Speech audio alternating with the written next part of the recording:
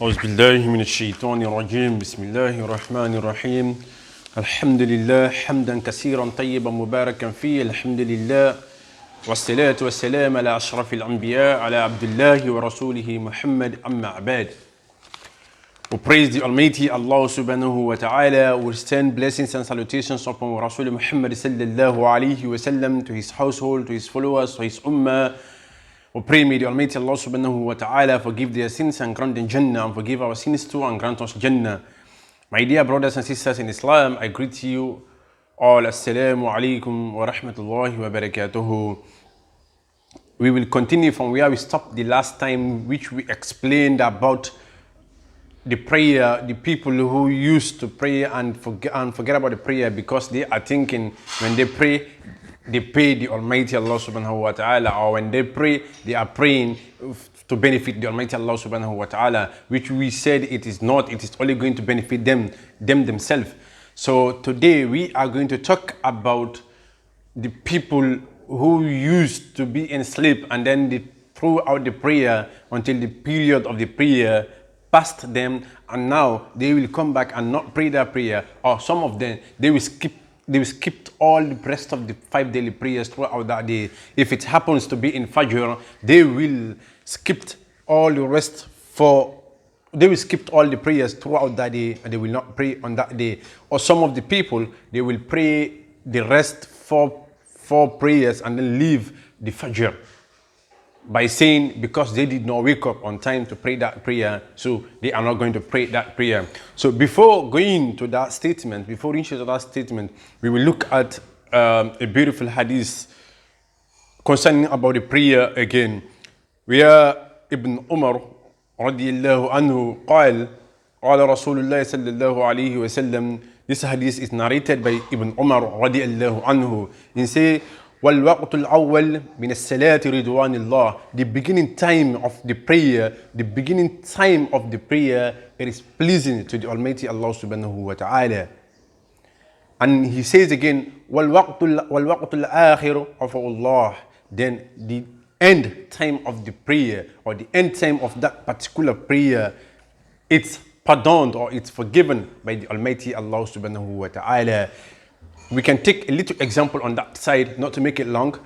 For instance, if I told you to do something for me, I give you a certain time. I told you if you do that thing within this time to this time, then I will be okay. But if you do it earlier, it will be pleasant to me. While if you wait until the time when the time is getting to expired, you do it. I will forgive you, but I won't be pleasing with you.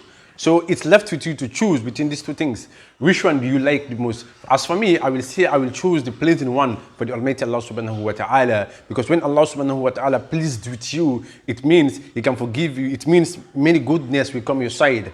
So continuation in the topic that we are talking about, we will look at a hadith in Al-Tirmidhi where Abu Qatada narrated. He says, قال ذكروا لنبي صلى الله عليه وسلم نومهم عن الصلاة. They asked our beloved Rasul Muhammad صلى الله عليه وسلم about when they slept past the prayer.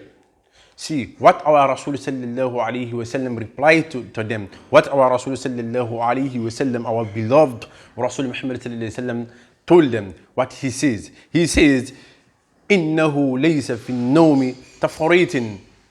There is no negligence in sleep.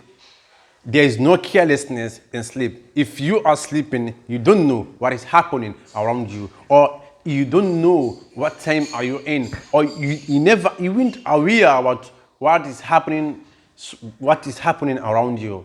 You are in sleep. You can only dream. So in this, there is no negligence. This is what our Rasul Muhammad sallallahu alayhi wa sallam. See again what he told them next. He says, إِنَّمَا تَفْرِيتُمْ فِي الْيَقُظَةِ. Negligence is only while one is awake. If you are awakened, you are not sleeping, then their negligence can occur. For instance, you hear the azan, you sat down and say, let me finish this work that I'm doing, I will pray later. Or let me finish this business that I'm doing, I will pray later. Or let me do another thing before coming to pray. This, you can do negligence on this because you are not sleeping and you are aware about what is happening around you, about the time.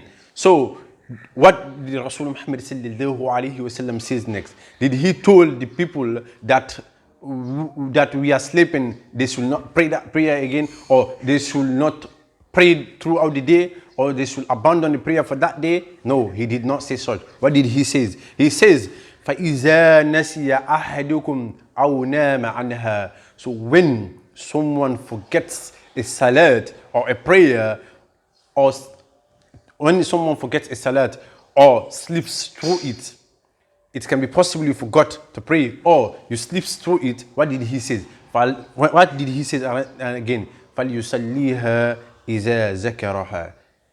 What should you do? Then let him pray it when he remembers it. When you remember that you did not pray, what should you do? Straight up, get up. Forget about that work you are doing. Forget about what you are doing at that moment. Forget about what pleasing to you at that moment. Put it aside.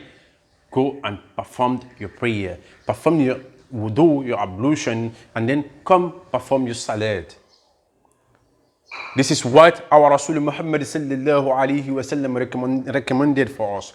So if you sleep, if you fall asleep since morning to evening, Fajr prayer past you, Zuhr prayer past you, you never prayed all these prayers. You wake up at the time of Maghrib, what should you do? You should repay all the prayers that you missed. Don't say, because their time has passed, I won't pray them. No, pray them at the moment that you remembers.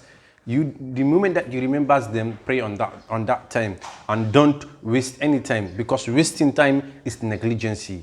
Be very careful and be wise and be focused on your prayer. Prayer is the key to our paradise. Prayer is the key to success. If you want to become successful this life and the hereafter, you have to pray.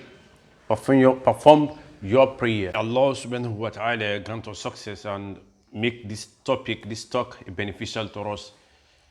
May He make us people of paradise. May He forgive our sins, forgive the sins of our beloved parents, and make us successful people this world and hereafter. أقول قولي هذا أستغفر الله والصلاة والسلام على رسول الله الحمد لله رب العالمين وعليكم السلام ورحمة الله وبركاته.